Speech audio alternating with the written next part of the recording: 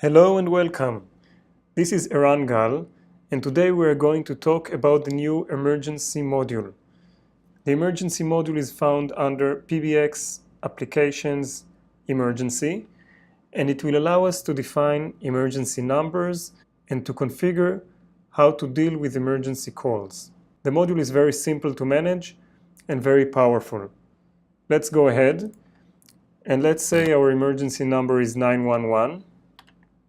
We'll go ahead and give it a descriptive name. In this case, it's a general emergency number. And we'll define an email address or a list of email addresses that will get an immediate notification as soon as an emergency call is being placed, with some basic information about the call, which extension dialed it, and at what time and date. Okay, so we have our email, and the last thing we have to set is the destination. So destination can be either a trunk, which means the call goes out directly to a trunk without any additional logic.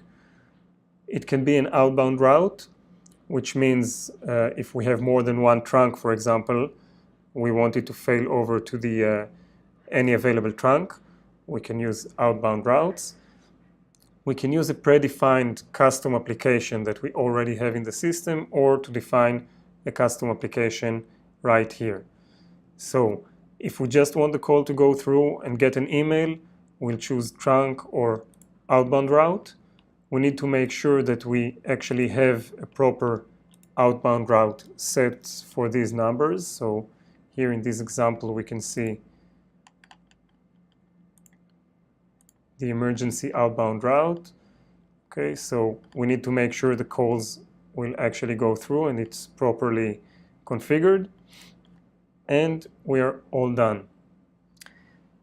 If we want to add some more complexity to it, let's say I want to automatically record this call and create a three-way conference, or have the local security get a voice notification, or anything I want, I can create a custom context and simply use custom. So let's say I created a custom emergency context. So we will call this emergency,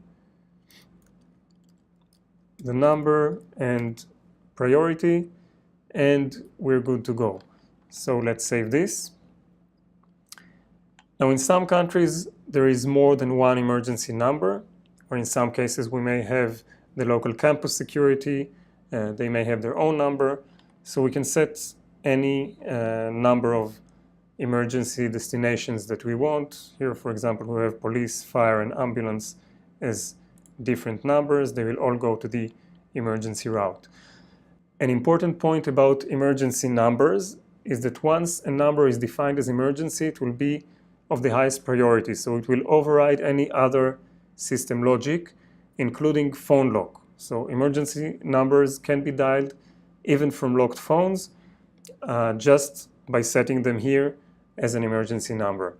So that was a short overview of the emergency module. I hope you found it useful. Thank you very much.